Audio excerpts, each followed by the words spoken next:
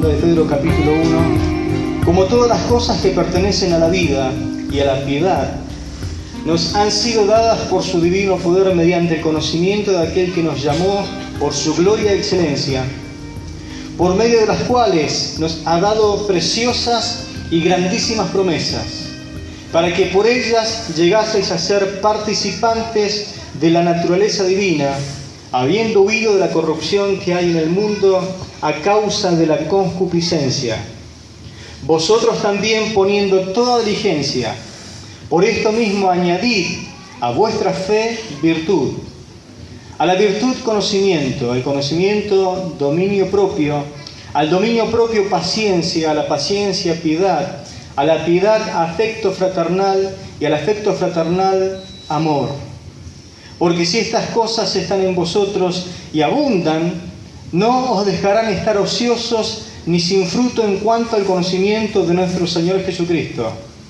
Pero el que no tiene estas cosas tiene la vista muy corta, es ciego, habiendo olvidado la purificación de sus antiguos pecados. Por lo cual, hermanos, tanto más procurad hacer firme vuestra vocación y elección, porque haciendo estas cosas no caeréis jamás. Amén. Pedro escribe su segunda carta teniendo en mente el peligro de la falsa enseñanza que se había infiltrado en las iglesias por aquel tiempo. Por eso la palabra clave para entender esta epístola es la palabra conocimiento. En Primera de Pedro se describe a Satanás como un león rugiente buscando a quien devorar. Porque el tema de la carta justamente es la feroz persecución que se estaba desatando sobre diferentes puntos sobre los cristianos en aquel tiempo. Pero en Segunda de Pedro, Satanás es como una serpiente buscando engañar, como el Señor la describió en su ministerio como el padre de mentira. La enseñanza falsa de la iglesia es mucho más peligrosa que una persecución externa que se podría levantar contra la iglesia. La persecución siempre ha limpiado y ha fortalecido a la iglesia, pero la enseñanza falsa debilita y arruina el testimonio de la iglesia. Por eso, la única arma para luchar contra la enseñanza falsa y las mentiras del diablo es la palabra del Señor, la palabra de Dios. Y por esto Pedro enfatiza la necesidad del conocimiento espiritual, que es lo único que igualmente puede producir crecimiento espiritual en cada creyente. Cuando leemos del versículo 3 al 4, Pedro enseña que la salvación es una experiencia personal. Dice, por medio de las cuales nos ha dado preciosas y grandísimas promesas para que por ellas llegaseis a ser participantes de la naturaleza divina. Nosotros, como hijos de Dios, al ser salvos, somos participantes de la naturaleza divina. Eso significa que hemos experimentado la salvación. Pedro dice que esa salvación es una experiencia personal y uno llega a conocer a Jesucristo mediante la fe. Jesús en su ministerio habló acerca de la salvación cuando dijo en Juan 17:3 lo siguiente: y esta es la vida eterna, es decir, hablando de la salvación, que te conozcan a ti, el único Dios verdadero, y a Jesucristo a quien tú has enviado. La vida eterna consistía en el conocimiento de Dios y del conocimiento de Jesucristo. Pero no es suficiente solamente conocer acerca de Cristo, saber un poco más de Él. Debemos conocerle personalmente.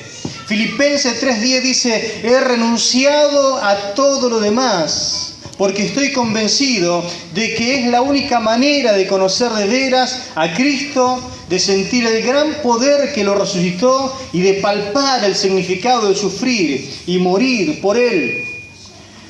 Pablo estaba diciendo que todo lo tenía por basura, que había renunciado a todos los bienes personales y temporales que él poseía a fin de conocerle. Por eso dice, estoy convencido que es la única manera de llegar a conocer a Cristo de verdad. La experiencia de salvación tiene que ir acompañada, involucra renuncias y decisiones importantes en la vida. Pero no solamente uno es salvo, no solamente uno se convierte en hijo de Dios por medio de la fe, por medio de poder abrazar esas preciosas y grandísimas promesas que dice el apóstol Pedro, la palabra de Dios. También el versículo 5 dice, vosotros también, indica que hay algo más allá de la salvación, hay algo más allá del nuevo nacimiento, de haber conocido al Señor. Hay algo más allá que tiene que ver con haber nacido y haberme metido en la familia de Dios.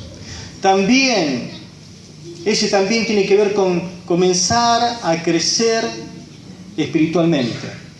No solamente nacemos, tenemos que crecer espiritualmente. Usted nació en Cristo, pero lo que viene a continuación tiene que ver con el crecimiento espiritual. Y esto demanda, según lo que hemos leído, diligencia y fervor. Hay que poner diligencia y fervor para que uno pueda crecer. En realidad, un cristiano perezoso y descuidado nunca crece. Pero Pedro dice, poniendo toda diligencia. Habla de que hay que poner fervor, hay que ser esmerado en el crecimiento espiritual. Entonces Pedro es como que hace una lista de características espirituales que deben verse en la vida de los creyentes robustos espirituales en la fe. Esta es la forma, la manera que Pedro dice de no tropezar, de no caer jamás. ¿Habrá alguien en esta noche interesado en no caer jamás? Haciendo estas cosas, no caeréis jamás. Jamás vas a fracasar como cristiano y como un seguidor del Señor.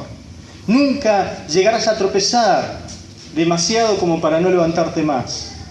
Entonces, mi pregunta en esta noche es, ¿qué debo hacer para no caer jamás?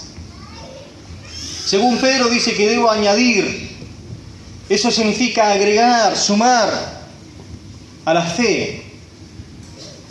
Y a la fe hay que sumarle virtud. Y a la virtud hay que seguir sumándole cosas importantes. Pero ¿a qué clase de fe se refiere el apóstol Pedro? La fe. Usted sabe que hay diferentes clases de fe. Dice más la Biblia que aún los demonios creen. Pero no les sirve esa fe. No es una fe para salvación. Pero nosotros hemos recibido una fe que tiene que ver con la salvación para ser salvo. Y en Hebreos capítulo 11, acompáñenme por favor, Hebreos capítulo 11 nos habla acerca de la fe. El autor a los hebreos. Pedro dice, vosotros también poniendo toda diligencia, por esto mismo añadid a vuestra fe. ¿Qué es la fe? La fe, según el versículo 1, dice, es pues la fe, la certeza de lo que se espera, la convicción de lo que no se ve. Fe, entonces, podemos decir en esta noche que es estar absolutamente seguro que recibiremos lo que esperamos, aunque no lo veamos todavía. Gloria a Dios. ¿Cuántos están seguros de un día ir, cuando parta la presencia de Dios, a ir a estar al lado del Señor para siempre? No lo vemos, pero sabemos, nuestra alma, nuestro espíritu anhela estar un día con Él. ¿Cuántos saben que les espera mansión celestial allá en la Jerusalén celestial? ¿Cuántos saben que van a ver allí en el lugar donde todavía no estamos viéndolo, pero estaremos con nuestros familiares que partieron antes que nosotros? ¿Cuántos piensan un día ver al apóstol Pedro? A Pablo. cuántas preguntas uno le haría, ¿no? Poder postrarnos y arrodillarnos delante del Señor. No lo vemos, pero yo estoy convencido, estoy seguro. Hay una fe viva dentro mío que me dice que un día estaré siempre con el Señor y nunca más me separaré de Él. Gloria al Señor. ¿Qué más es fe? Dice el versículo 2, porque por ella alcanzaron buen testimonio los antiguos. Entonces podemos decir que fe es ser reconocido por haber sido probados primeramente. Nunca podemos decir que vamos a alcanzar a tener buen testimonio si primeramente no somos probados. Ahora, hay muchos cristianos que reniegan de la fe. Hay muchos creyentes que a la hora de la prueba, a la prueba que se remite en cuanto a la fe, comienzan a preocuparse y decir, pero ¿cómo, Señor, me está pasando esto? O la famosa frase, ¿no? ¿Por qué a mí me pasa esto? Y bueno, porque el Señor necesita probarte. La fe tiene que ser probada. ¿Para qué? Dice el texto, para llegar a alcanzar buen testimonio. Y un buen testimonio hace de que muchos puedan creer. Cuando alcanzas un buen testimonio, tu vecino te pregunta, ¿qué es lo que tenés que yo no tengo? Cuando alcanzás buen testimonio, la gente se comienza a rascar la cabeza y dice, ¿pero qué tiene este hombre? ¿Qué tiene esta mujer? Que le pasa esto y sigue adelante, y no reniega del Señor. Y es más, le vemos que su rostro brilla. Hay algo diferente. Versículo 3 dice, por la fe entendemos haber sido constituido el universo por la palabra de Dios, de modo que lo que no se ve fue hecho de lo que no se veía. Entonces podemos decir que fe es creer que el Dios creador puede llegar a sustentarnos todos los días. Dice la Biblia que todo se sustenta, y aún Hebreo lo dice en otro lugar, que todo se sostiene, se sustenta por el poder de su palabra. Todo fue hecho por la palabra de Dios, pero todo se sustenta por el poder de su palabra. Tenemos ese Dios glorioso y maravilloso. Yo sé que usted tiene dificultades económicas, que a lo mejor el país no marcha como nosotros quisiera que marchara, que la economía parece que va de mal en peor y que las cosas van al desastre aparentemente, que en vez de abrirse fuente de trabajo y multiplicarse los trabajos, al contrario, se van cerrando fábricas y hasta muchos están recibiendo las consecuencias de la falta de empleo. Pero a usted no lo sostiene una nación ni su ministro de Economía, y no lo sostiene los planes de los hombres. A usted lo sostiene el Todopoderoso, el Creador, el Dios al cual nosotros adoramos. Ni un pajarillo cae en tierra sin que sea la voluntad del Señor. Ni un cabello de su cabeza cae en tierra sin que el Señor lo ponga a consideración primeramente y le dé el ok. En este sentido, quizás a manera de exageración, es como que Dios te está diciendo, yo cuido absolutamente de todas tus necesidades, porque no solamente te creé, tengo el poder para sustentarte todos los días. Buscad primeramente el reino de Dios y su justicia, y todas las demás cosas que necesitas serán añadidas. Gloria al Señor. Fe es creer que Él te puede sustentar. Tengas o no tengas trabajo, vaya bien o marche mal la economía del país, Dios es mi sustentador. Amén. Y como dijo el profeta, aunque la higuera no dé su fruto, aunque no haya vacas en los corrales, aunque las cosas vayan de mal en peor, con todo yo me alegraré en el Dios de mi salvación. Amén. No voy a renegar. No voy a hacer lo que el mundo hace, que cuando las cosas van bien parece que hacemos fiesta, y cuando las cosas van mal parece que Dios se olvidó de mí. Vamos a estar creyendo que Dios es Dios en las buenas y en las malas. Amén. Verso 4 dice, por la fe Abel ofreció a Dios más excelentemente sacrificio que Caín, por lo cual alcanzó testimonio de que era justo, dando Dios testimonio de sus ofrendas, y muerto aún habla por ella. Podemos decir en esta noche entonces que fe es darle a Dios lo mejor que tenemos. Fe es darle a Dios lo mejor que tenemos. Los hombres y las mujeres de Dios que tienen fe le dan a Dios lo mejor que tienen. Cuando va a dar la ofrenda saca el mejor billete y lo pone. No el que está recontra arrugado que no lo agarra nadie. Amén. A manera de adoración, Señor, te doy lo mejor, lo mejor. Porque algunos no me lo agarró ni el que te limpia el vidrio. Porque dice, ¿qué hago con esto, Señor? Le da lo mejor al Señor, como un acto de adoración. Cuando regala lo mejor. Cuando da lo mejor. No le da a Dios de la sobra. Tampoco a nadie le gusta que le den de la sobra, pero por eso el cristiano que tiene fe se caracteriza por dar lo mejor a Dios. Lo mejor. ¿Cuántos tienen fe? Y dar lo mejor a Dios. Yo recuerdo una de las experiencias, de las primeras experiencias que tuve como cristiano. Vi pasar un hermano barriendo las calles acá en Villa Gobernador Galvez. Lo vi, y cuando lo vi lo reconocí que era un hermano que cantaba en la reunión. Y la verdad que cuando lo vi fui como movido a misericordia. Lo vi y le digo, me sentí adentro algo mío que dije, lo quiero bendecir, le quiero obsequiar algo. Así que fui a una panadería, no soy de ir a una panadería, pero fui a una panadería y vi la factura y dije, le voy a dar lo mejor. Así que fui y le compré una docena de facturas y elegí como si fuera para mí, la de dulce de leche y empecé a elegir lo mejor. Lo puse en la bolsita y cuando fui y se lo fui a regalar a este hermano que estaba barriendo. El que me conoce sabe que di lo mejor.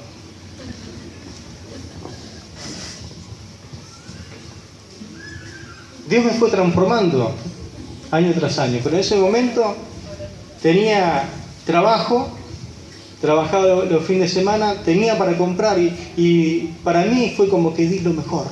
Así que cuando lo fui a saludar al hermano, el hermano ni me conocía, pero yo le digo, ¿usted no es el hermano que canta? Sí, entonces le digo, le quiero regalar esto. Cuando le voy a regalar, la sacó así y agarró la primera y se lo comió sin masticar. Y la segunda la comió nuevamente apurado, se comió 4 facturas casi sin respirar. Y me dice, hermano, hace 4 días que no como.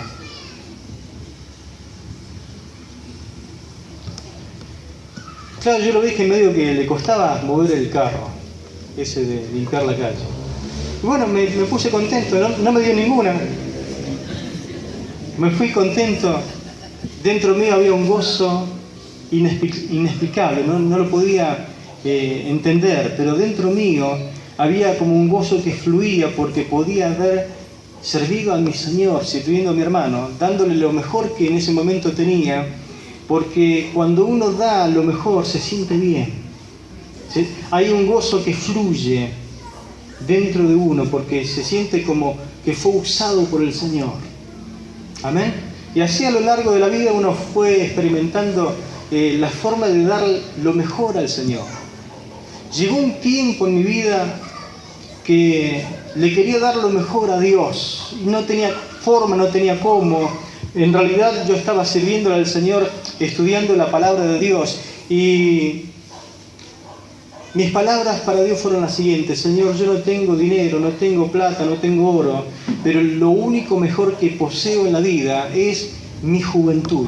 Así que te la ofrezco y te la doy a ti en sacrificio vivo. Tómala.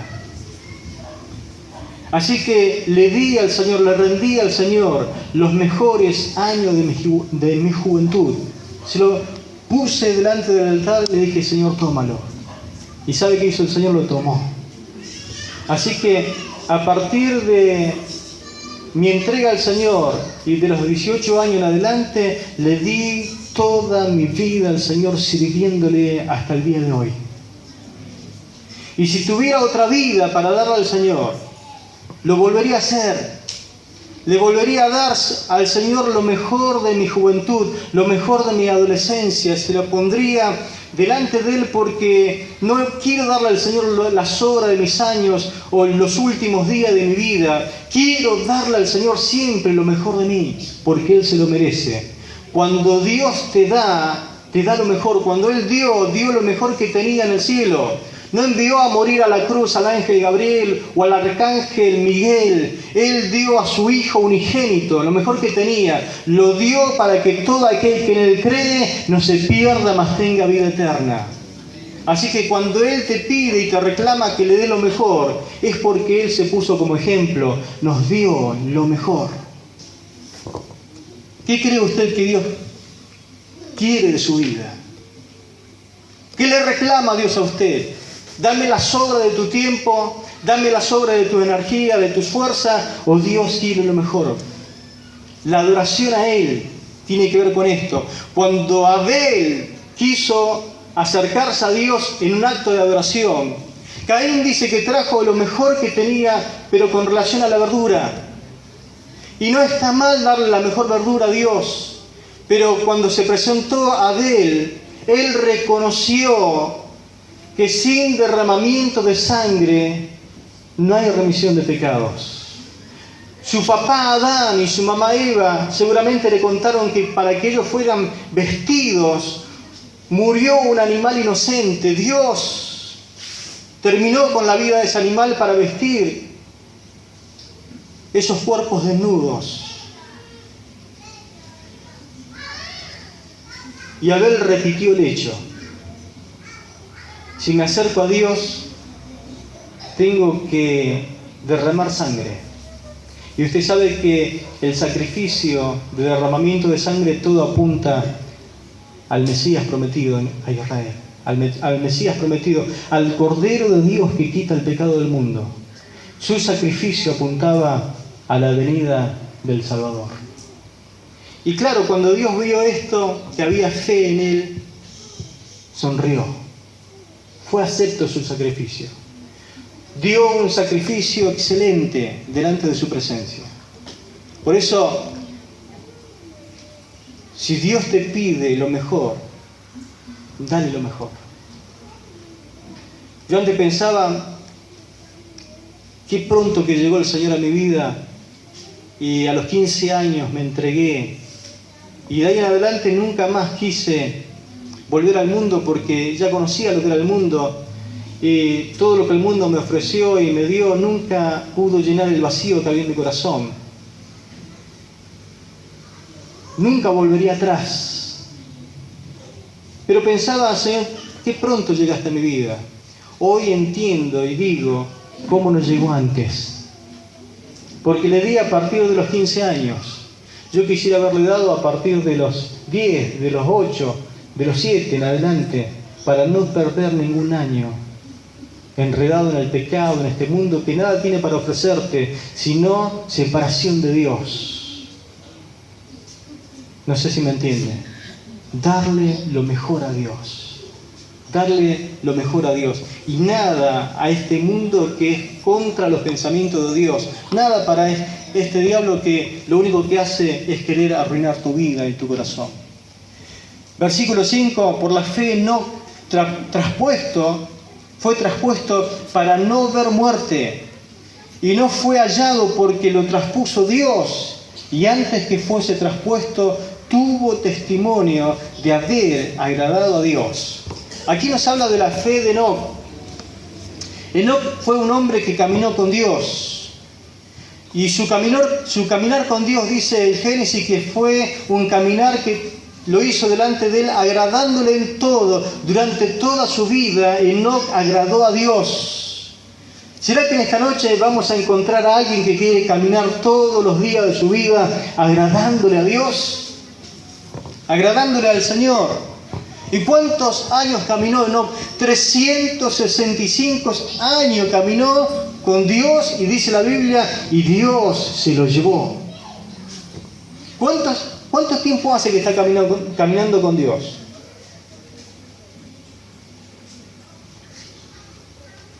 Yo creo que hace 37 años que estoy caminando con Dios. Todavía nunca me cansé. Pero veo que algunos empiezan 2 años y ya bajan la guardia y dicen, Señor, no doy más. 5 años algunos son 10 años. Yo he visto gente de 20 años bajar la guardia, tirar la toalla y no querer pelear más la batalla de la fe. Es como que se cansaron. Enoc, 365 años caminando con él, nunca bajó la guardia, siguió agradándolo en todo, y llegó un momento que tanto le agradó a Dios que Dios agarró, lo tomó y se lo llevó, lo traspuso. Enoc no murió, no vio muerte. En el cielo hay una persona que se llama Enoc que no sabe lo que es morir. Y usted sabe que esto es figura de la iglesia, ¿no? Que si nosotros caminamos con Dios, Jesús viene pronto, mi hermano. Jesucristo está pronto a regresar por su iglesia. ¿Y a quién se va a llevar el Señor? El Señor se va a llevar a aquellos que caminan con Él todos los días de su vida. Va a llegar un momento en que muchos que son iglesia del Señor van a ser traspuestos. No van a haber muerte. No va a ser necesario que usted muera. En un abrir y cerrar de ojos seremos arrebatados y volaremos para estar con el Señor juntamente con aquellos que han partido, recibiendo al Señor en el aire, y jamás nos separaremos de Él. Gloria a Dios. Enoc es figura de la iglesia del Señor en este tiempo. Pero dio testimonio. Fe es caminar con Dios. Si usted tiene fe, tiene que caminar con Dios, tomado de su mano. Vivirá momentos difíciles, tendrá circunstancias adversas, pero caminando con Dios vamos a llegar a la victoria. Verso 6 dice, pero sin fe es imposible agradar a Dios, porque es necesario que el que se acerca a Dios crea que le hay y que es galardonador de los que le buscan. Podemos decir en esta noche entonces que fe es saber que Dios premia a los que le buscan. Gloria a Dios. Si usted le busca de todo corazón, será hallado por el Señor. No sé cuál es su necesidad, pero tenemos que creer en Él y acercarnos a Él y entender que es la única manera, es la única forma de poder agradarle cuando Él ve fe en nosotros. La fe es acción. Nadie en esta noche puede decir yo tengo fe y se queda a disfrutar otras cosas cuando es el momento de adorar a Dios. Nadie puede decir yo tengo fe en el Señor y vive una vida diferente a la vida del estilo de fe, porque la fe se ve, la fe es acción. El que tiene fe y se acerca al Señor hace como Bartimeo, arroja la capa y dice, no vuelvo a este lugar como me fui, no necesito más la capa, ya no seré más ciego. Fui llamado y el Señor dijo, ¿qué quieres que te haga? A los que le agradan a Dios, a los que tienen fe, el Señor le pregunta en esta noche personalmente, ¿qué quieres que te haga? Amén. Y saldrá diferente con una respuesta delante del Señor. Verso 7 dice, por la fe Noé fue advertido por Dios acerca de las cosas que aún no se veían. Con temor preparó el arca para que su casa se salvase, y por esa fe condenó al mundo y fue hecho heredero de la justicia que viene por la fe. Fe, entonces podemos decir en esta noche que es prepararse para el fin de todas las cosas y procurar salvar a la familia. ¿Cuántos en esta noche desean, anhelan la salvación de su familia? El Señor le dijo a Noé, Noé, voy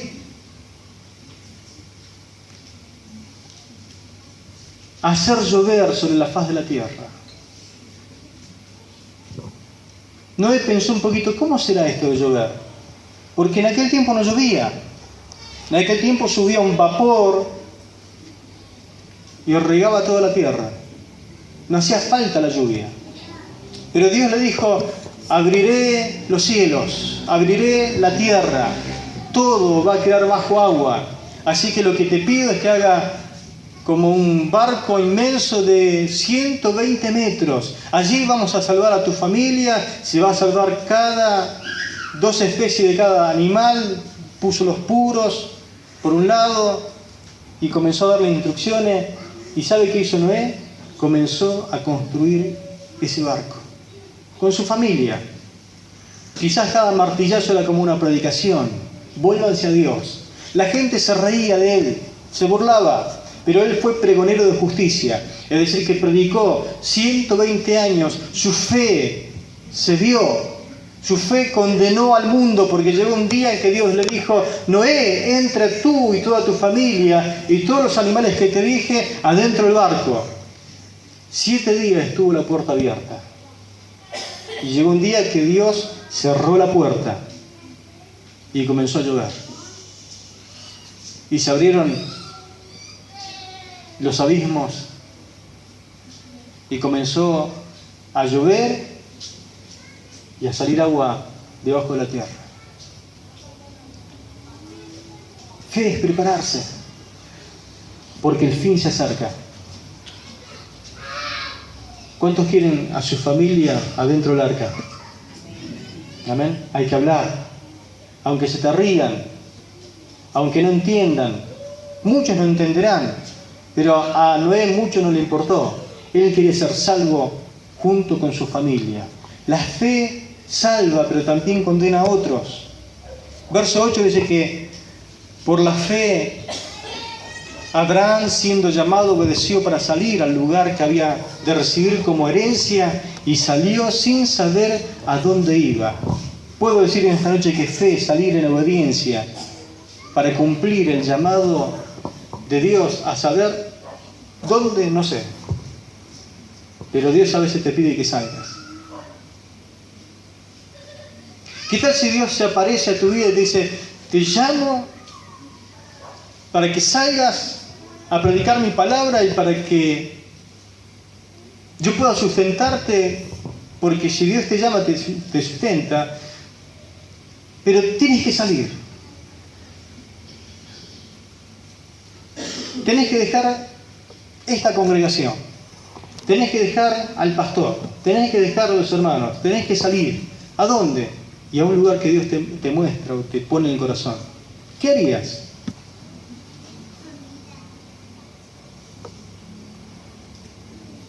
Y algunos dicen, porque veo que a algunos le agarra el escapismo, ¿no? Si dejo mi familia, ya le digo, Señor. Ya, ¿dónde? Si es por dejar al pastor, amén. Pero dice, deja todo. Y Abraham tuvo que dejar su tierra, su parentela, de lo que vivía, e ir a un lugar donde Dios le iba a mostrar. Y por obediencia salió.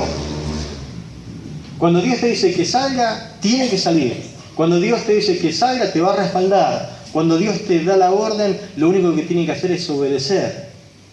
Porque Dios premia la fe. Abraham dice que salió siendo llamado y obedeció para salir a un lugar que había de recibir como herencia. Pero salió sin saber dónde iba. Eso es fe. Fe. Y hay momentos donde uno es llamado a dejar todo y salir.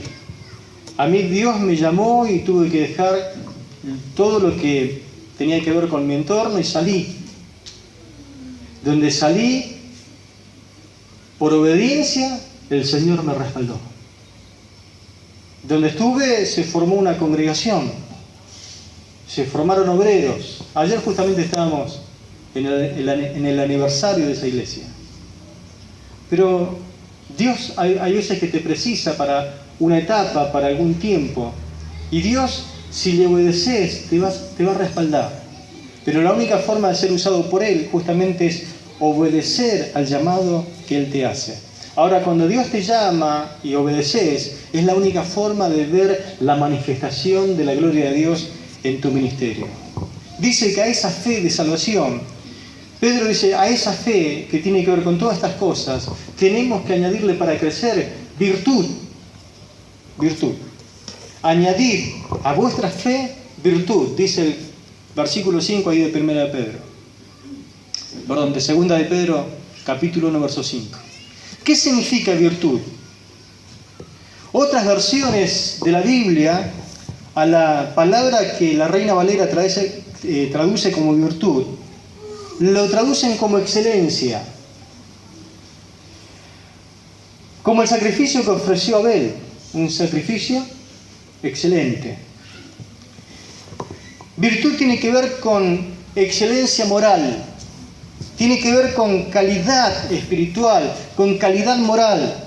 Otras versiones, por ejemplo, las más modernas la traducen como buena conducta. Buena conducta. Como por ejemplo, lo que le pasó a Daniel. En Daniel capítulo 6, versículo 4 y el verso 22, tenemos a un Daniel viviendo en un país extranjero, con otra cultura, con otra adoración. Allí era una nación politeísta, se adoraba a un montón de dioses, diferente a la nación de Israel, pero allí vivió Daniel con una conducta intachable. Vivió en ese imperio que era un imperio depravado, muy pecador, pero enfrentó Daniel toda circunstancia, viviendo su fe con buena conducta. A su fe la acompañó la buena conducta que él tenía. Es decir, que vivió en todo momento con calidad moral. Eso llegó a enardecer a algunos que estaban al lado de él como compañero de trabajo. Le tenían envidia. Puede ser que su forma de ser, que usted tiene fe y lo acompaña con buena conducta, despierta envidia en sus compañeros de trabajo. Claro que puede ser. Puede ser que te hagan una trampa y te quieran hacer caer en alguna red que han escondido para ti, como dice el Salmo, que él ora y dice, líbrame de la red que han escondido para mí y yo pase por encima. Puede ser que algunos te quieran hacer trampa y te quieran hacer tropezar por algo que inventan, por algo que de alguna manera quieren destruirte y hacerte perder el prestigio y la estima que te tienen tus patrones. Puede ser que el que tenga fe y buena conducta, es decir, acompañada con esa virtud, no le caiga bien a todos. Claro que puede ser. Claro que puede ser. ¿Qué fue lo que le pasó a Daniel? Capítulo 6, verso 4 dice, entonces los gobernantes y sátrapas hoy se tiene como una mala palabra, pero es una clase de persona que trabajaba en el gobierno allí del imperio de los persas. Entonces los gobernadores y los sátrapas buscaban ocasión para acusarle a Daniel en lo relacionado con el reino, mas no podían hallar ocasión alguna o falta, porque él era fiel y ningún vicio ni falta fue hallado en él. A la fe hay que añadirle virtud, es decir, buena conducta, excelencia moral. Daniel no solamente era hijo de Dios, iba creciendo espiritualmente, pero también la gente lo estimaba tanto que él iba ascendiendo. Es más, pasaban los reyes y él permanecía en el lugar donde Dios lo puso. Llegó un momento en que buscaron una ocasión para hacerlo caer y no hallaban vicio alguno, no tenían con qué agarrarlo y dijeron, si no encontramos la forma, lo único que tenemos es la forma que él tiene de adorar a su Dios. Vamos a inventar algo, cosa de que lo que él hace por medio de su religión lo condene. Así que inventaron de que por un lazo de un tiempo no se invoque a ningún Dios excepto al nombre del rey, y inventaron cualquier cosa. Y Daniel escuchó, y lo que escuchó le entró por acá y le salió por allá. Dijo, yo voy a seguir orando como todos los días, 3 veces al día. Abrió la ventana hacia Jerusalén, invocó el nombre de su Dios, se puso de rodillas, comenzó a orar, y cuando comenzó a orar, allí estaban con el celular. Un WhatsApp al rey. Mirá lo que hace tu mejor obrero. Está invocando a su Dios. Y vos no firmaste este decreto que no había que orar ni adorar a otro que no sea tu nombre. Sí, bueno, Acá lo tenés, lo tomaron de bruces donde estaba orando, lo llevaron delante de la presencia del rey, maniatado, y dijeron, acá está, a este hombre hay que condenarlo a muerte. Y el rey no sabía cómo librarlo porque fue como que se ató con sus propias palabras y su sello real. Así que, acto seguido, lo condenaron y lo echaron al foso de los leones. ¿Puede ser que yo tenga fe y buena conducta y me pasen estas cosas? ¿Qué diría usted si le pasa estas cosas? Pero Señor, yo te estoy adorando, estoy orando, estoy buscando tu rostro, no estoy haciendo ninguna cosa mala, ¿por qué me tiene que pasar esto a mí? ¿No dice así esto? Me congrego, doy el diezmo, ofrendo, y cuanto más quiero agradarte y adorarte, tengo estas clases de problemas y de circunstancias. ¿Dónde está Dios? Y pegamos el grito. Y queremos hablar con el pastor para que nos explique un par de cosas. Y no hay mucha respuesta para esta circunstancia. Lo único que puedo decirte es que estas cosas suceden y ahí están.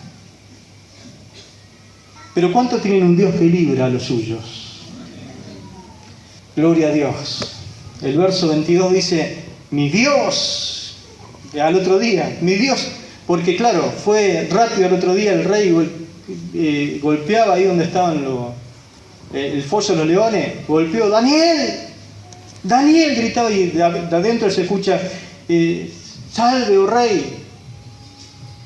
¿Cómo? ¿No te comieron los leones? No, dice, mi Dios envió su ángel, el cual cerró la boca de los leones para que no me hicieran daño, porque ante él fui hallado inocente.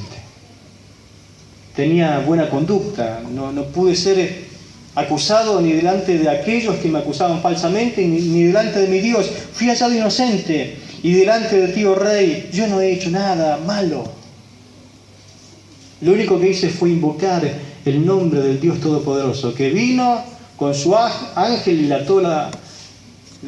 lo sujetó a los leones, no me comieron. Así que el Señor libró a aquel que tenía fe y buena conducta ante él. La buena conducta no nos exime de las pruebas y de los momentos difíciles. ¿Cuántos de ustedes quieren pasar una vida tranquila en el Señor?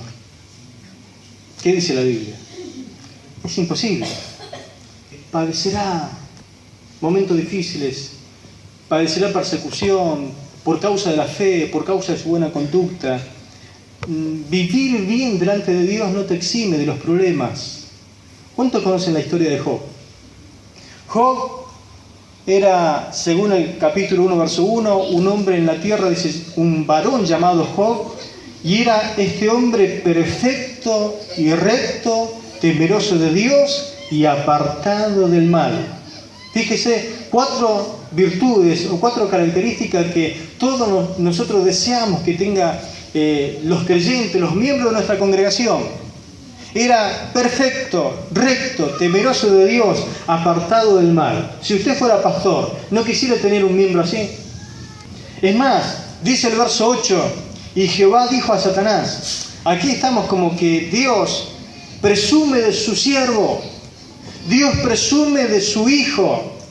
Es como que Dios lo agarra a Satanás y dice, che, vení para acá.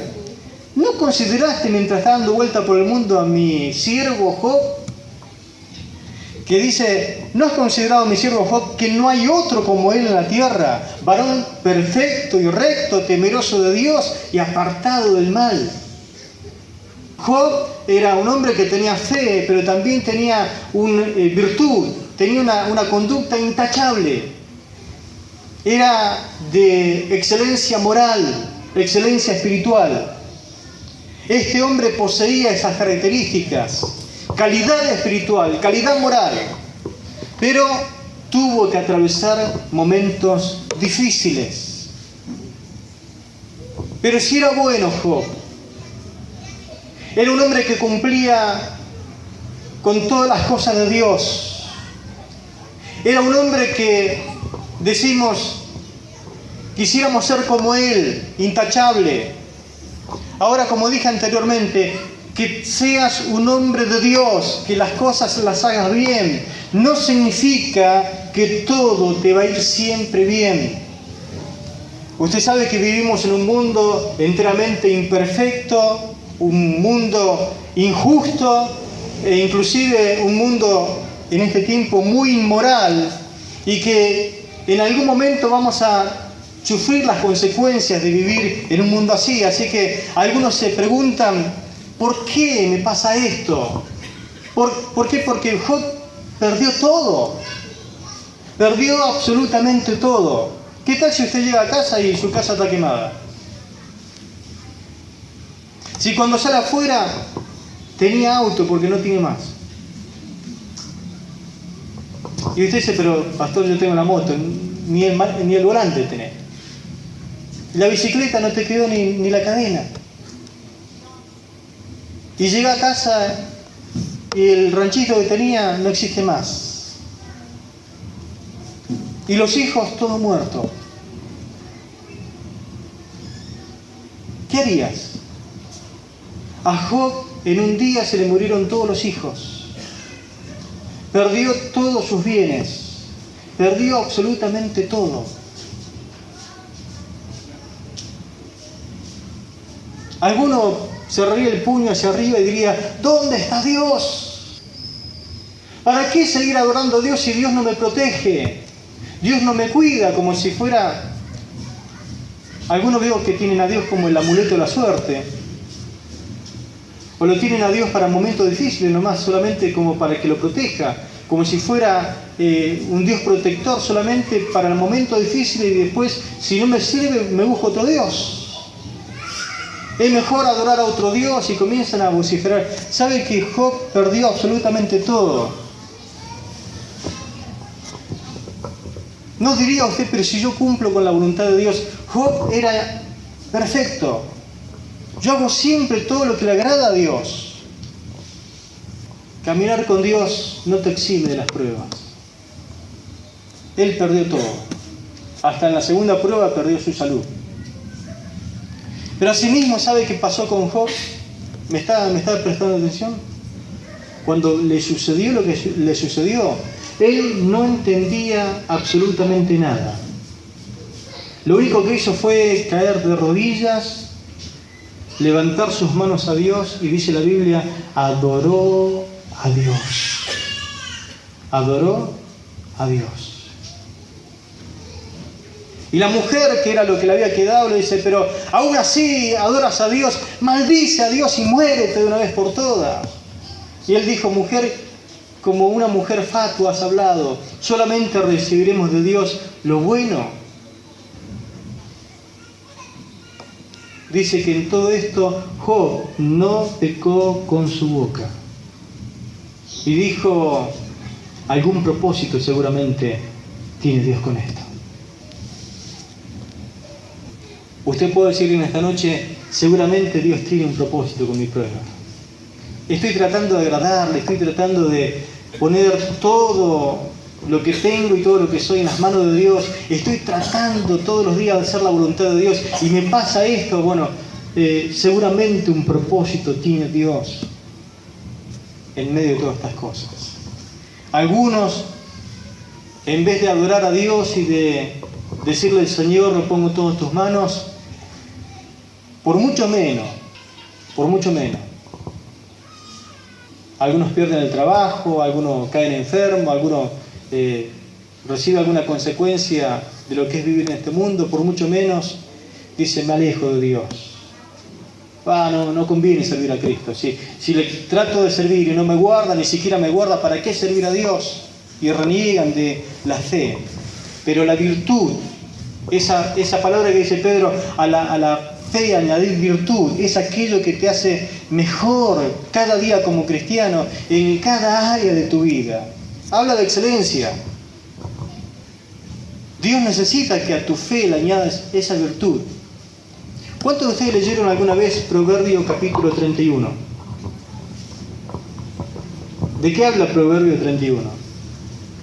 De la mujer virtuosa. Muy bien. La mujer virtuosa. proverbio es para leerlo, es para estudiarlo. No lo vamos a estudiar esta noche, sería muy largo. Pero habla de excelencia. La mujer de Proverbio 31 era una mujer notable y virtuosa en muchas áreas de la vida. ¿Cuántos en esta noche pueden decir, Señor, dame una mujer virtuosa? Dame una mujer con fe, pero que a la fe le añada virtud. Necesito esa clase de esposa, esa clase de mujer, que nadie la quiere dejar, nadie se echaría a un lado ese tipo de mujer. Este dicho sabio nos presenta, por ejemplo, 10 virtudes notables de una mujer virtuosa. La mujer virtuosa es sabia. La mujer virtuosa es previsora, dice Proverbios. Es decir, habla de prudencia. Ve un poquito más allá de lo que ve delante de sus narices. Es confiable. Habla de que es una mujer leal, segura, fiel. Es trabajadora.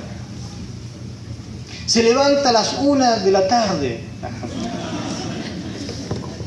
Es trabajadora. Es afable. Es decir, ¿de qué habla? De ser simpática, cariñosa, cordial, gentil. ¿Cuánto quiere una esposa así? Una mamá así. Es generosa. Significa que es dadivosa, desprendida. Es buena administradora. Es cuidadosa de su casa, es cuidadosa de sus hijos y por último es temerosa de Dios. Es una mujer de fe, pero que le ha añadido virtud, excelencia a su vida diaria. A la fe entonces hay que añadirle todo esto que tiene que ver con virtud. Una vuelta el suegro de Moisés lo visitó. ¿Cuántos saben que los suegros tienen palabra de sabiduría? Los suegros son usados por Dios.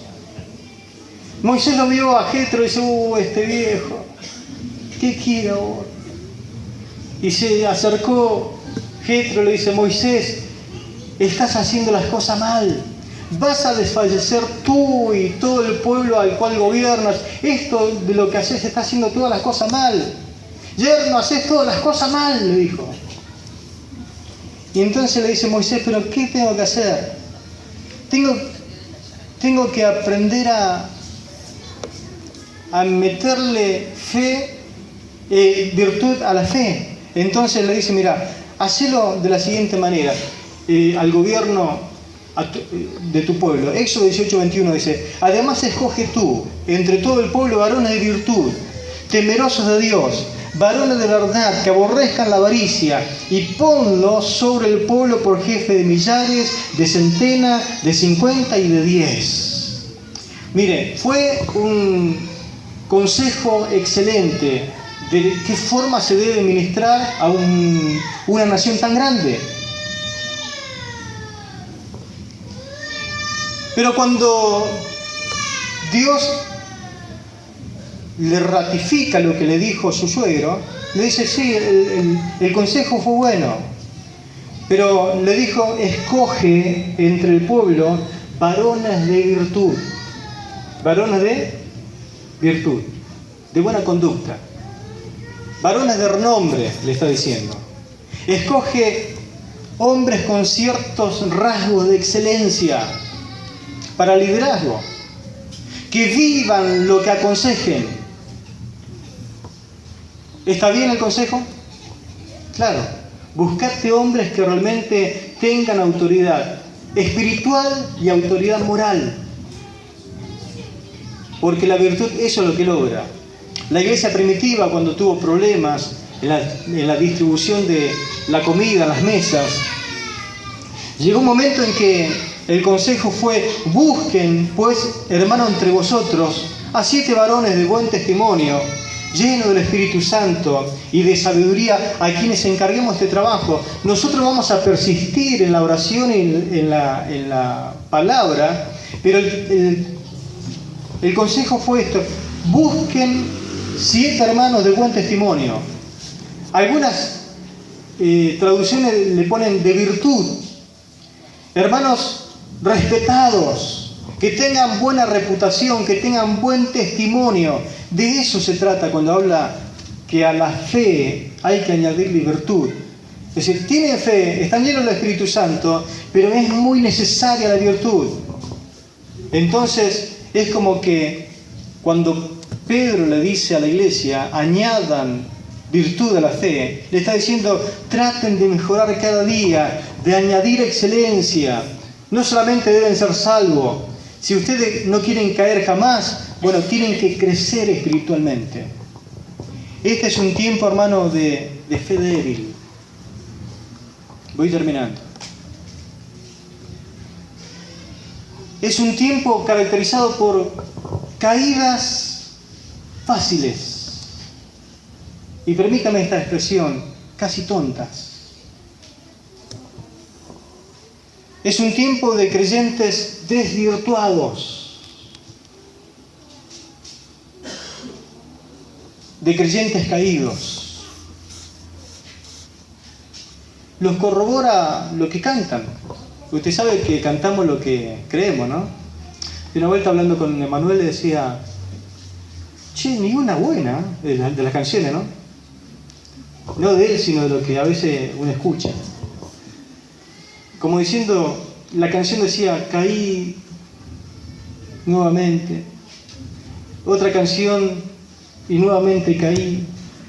Y la otra, no pude contener el fuego de la tentación. Y la otra, caí nuevamente. Y como que me vuelve a recibir, caí, sí. Todas caídas, por eso le decía, che, pero ninguna canción que hable de victoria. Que resistió la tentación y venció. Que vino el tentador, pero resistí en el nombre de Jesús y estoy firme. No sé si usted analiza lo que cantamos o lo que los grupos cantan. Altera firme hacia adelante, hueste de la fe, sin temor alguno que Jesús nos ve.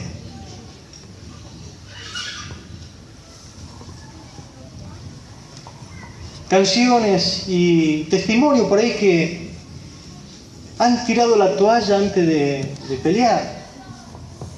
Yo sé que usted por ahí ve algún box. Y por ahí alguno lo está masijando al otro y sale de la punta del otro ring una toalla. ¿Qué significa eso? Que no le den más, por favor. No da más. Lo damos por derrotado. No queremos que lo maten. Bueno, muchos creyentes así, que salen y dicen, che, alguien que tire la toalla porque el diablo me está dando hasta que me está masijando.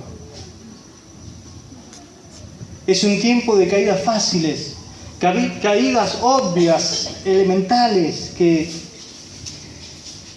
uno dice, pero no se da cuenta. Este mundo va cada vez más de mal en peor, pero nosotros no podemos ser igual que a este mundo caído. Dice Juan que nosotros tenemos una fe que vence al mundo. ¿Cuántos tienen esa fe?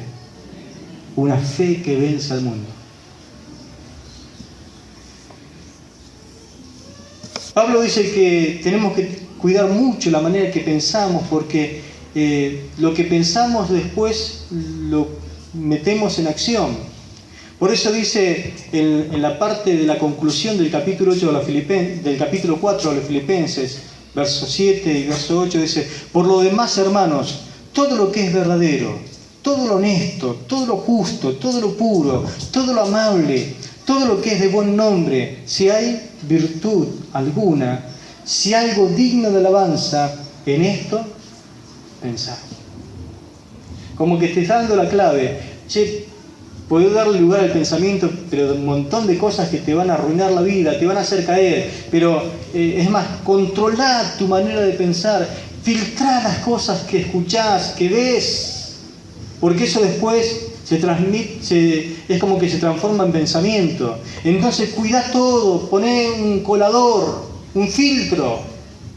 Fíjate la forma que tratás a tu cerebro, a tu pensamiento, porque tenés que pensar en las cosas que son dignas de alabanza, lo de que tiene buen nombre, aquello que tiene virtud. Pon mucha diligencia y fervor, dice Pedro, si ustedes quieren no caer jamás, pongan diligencia, mucho esfuerzo en crecer espiritualmente. Y la única forma de crecer es añadirle virtud a la fe que tenés. Amén. Y hay una serie de cosas que no lo voy a compartir hoy, pero a la virtud hay que añadirle otra cosa para seguir creyendo. Amén. Que el Señor nos ayude. Yo creo que podemos hacer lo que dice Pedro: no caer jamás. No caer jamás. Usted está destinado a no caer jamás, siempre y cuando haga los deberes.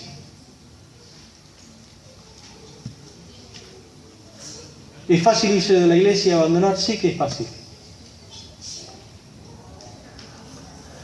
Pero no es fácil volver. Usted puede irse cuando quiera, pero no vuelve cuando quiere.